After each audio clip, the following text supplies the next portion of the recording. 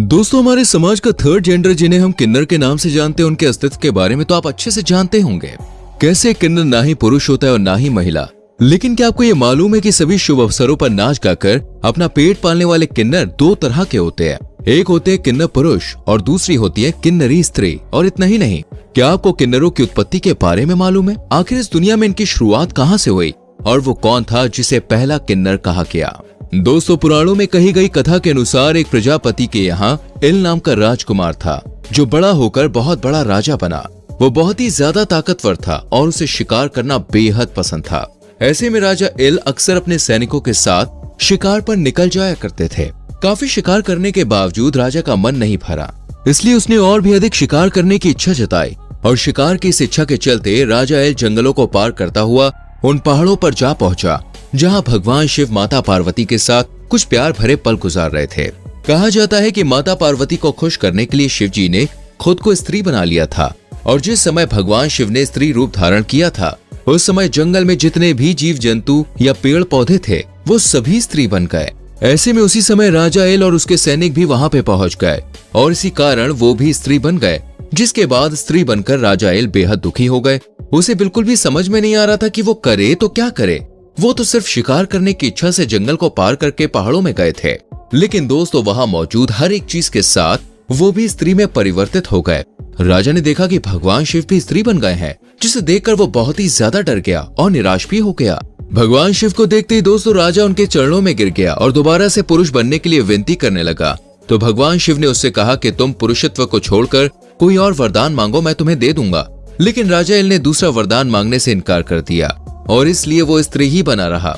लेकिन वापस लौटकर उसने माता पार्वती की तपस्या करनी शुरू कर दी, जहाँ काफी लंबे समय तक माता की तपस्या करने के बाद उसकी तपस्या से खुश होकर माँ पार्वती ने राजा इल से वरदान मांगने के लिए कहा और यहाँ पर दोबारा से राजा इल ने अपना पुरुषत्व वापस पाने का वरदान मांगा।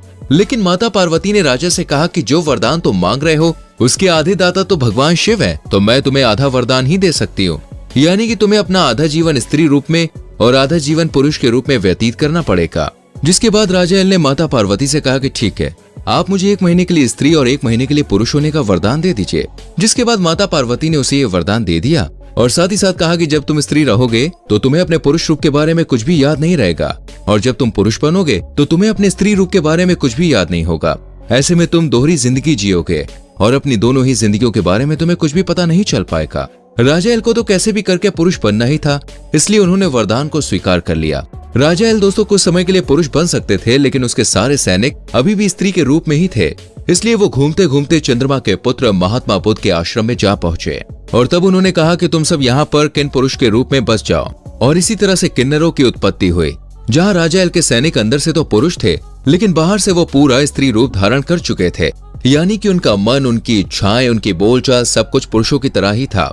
लेकिन दोस्तों शारीरिक बनावट और रूप रंग स्त्रियों की तरह था और इसलिए उन्हें किन्नर कहा जाने लगा और यहीं से किन्नरों की उत्पत्ति हुई। दोस्तों किन्नरों की उत्पत्ति कहाँ से हुई ये तो आपको पता चल गया, लेकिन जाहिर सी बात है कि कोई भी किन्नर बच्चों को जन्म नहीं दे सकता।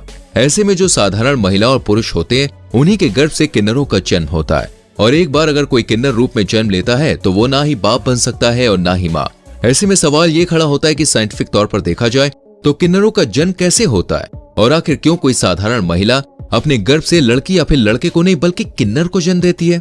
दोस्तों अब ये तो भाई आपको मालूम ही होगा कि पुरुषों के शुक्राणु जब महिलाओं के अंडों से मिलते हैं और उनके बीच फर्टिलाइजेशन होता है तब जाकर एक सेल पैदा होता है। वही सेल बड़ा होते होते दोस्तों भ्रूण का रूप ले लेता है जो बाद में बच्चे के तौर पर माँ की कोख में विकसित होता है। लेकिन पुरुषों के 1-2 नहीं बल्कि लाखों शुक्राणु महिलाओं के शरीर के अंदर जाते हैं और उनमें से हर एक शुक्राणु का मकसद महिलाओं के अंडे से फर्टिलाइज करना होता है, क्योंकि दोस्तों महिलाओं के पास सिर्फ एक अंडा होता है और जैसे ही कोई शुक्राणु अंडे के साथ मिलकर फर्टिलाइज हो जाता है वैसे ही एक नए भ्रूण की शुरुआत होने लगती है।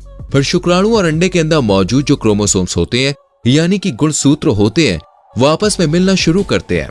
दोस्तों इंसानों के अंदर की सारी विशेषताएं उनके क्रोमोसोम्स में होती है, जैसे कि उसका रंग कैसा है, उसकी कदकाठी कैसी है, उसका दिमाग, उसकी आदतें, ये सब कुछ क्रोमोसोम्स में ही मौजूद होता है। साफ शब्दों में कहा जाए तो इंसान किस प्रकार का है उसका जो ब्लूप्रिंट है वो क्रोमोसोम के अंदर मौजूद होता है। इस दुनिया में मौजूद अलग अलग प्राणी और पक्षियों के क्रोमोसोम्स की दोस्तों संख्या अलग अलग होती है।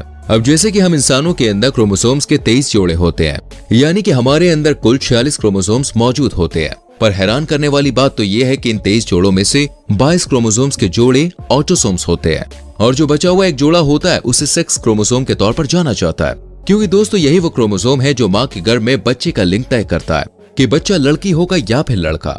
जैसे कि पुरुषों का जो सेक्स क्रोमोसोम होता है, यानी कि जो आखिरी जोड़ा होता है वो XY का होता है, और जो महिलाओं के क्रोमोसोम का आखिरी जोड़ा होता है वो XX का होता है। महिला और पुरुष के आपस में संबंध बनाने के बाद दोस्तों स्त्री के अंडों के साथ साथ पुरुष के शुक्राणु से फर्टिलाइजेशन होता है। उस यदि पुरुष का X क्रोमोसोम महिला के X क्रोमोसोम के साथ मिलता है तो लड़की का जन्म होता है, और अगर पुरुष का Y क्रोमोसोम महिला के X क्रोमोसोम से जाकर मिलता है तो लड़के का जन्म होता है। क्योंकि महिला का जो क्रोमोसोम है वो दोनों ही स्वरूपों में दोस्तों X है, इसलिए माँ के गर्भ में जो बच्चा है वो लड़की होगा या लड़का, ये पूरी तरह से बच्चे के पिता यानी कि पुरुष के क्रोमोसोम्स पर निर्भर करता है। एक नॉर्मल लड़की और लड़के का जन्म कैसे होता है भाई, ये बात तो आपको पता चल गई।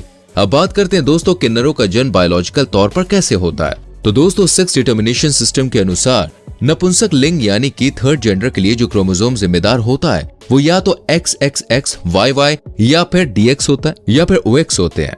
अब आप सोच रहे होंगे दोस्तों वो कैसे, तो दोस्तों XXX क्रोमोसोम्स वाली लड़की किन्नर पैदा होती है। कहते हैं कि इस तरह के क्रोमोसोम्स वाले किन्नर स्त्रियों के साथ रहना पसंद करते हैं और पुरुषों के प्रति आकर्षित होते हैं।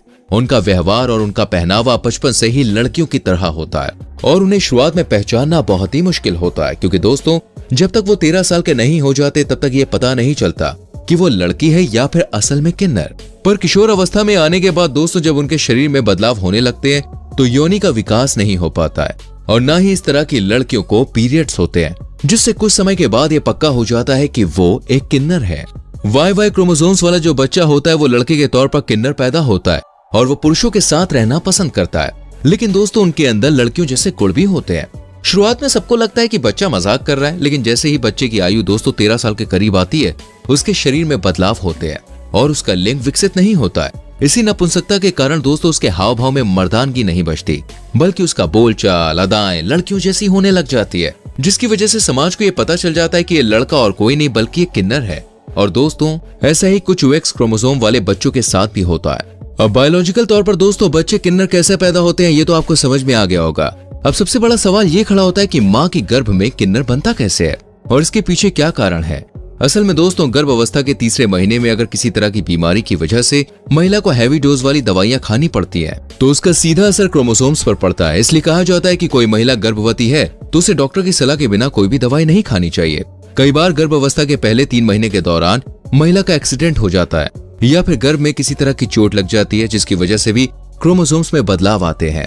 तो दोस्तों ये थी किन्नर के जीवन पर हमारी खास पेशकश, जिस पर आपका क्या कहना है हमें कमेंट करके जरूर बताएं और इस तरह की वीडियोस देखने के लिए चैनल को सब्सक्राइब करके बेल आइकन को प्रेस करना ना भूलें। मिलते हैं अगली वीडियो में, अपना बहुत ख्याल रखें। Bye bye, take care.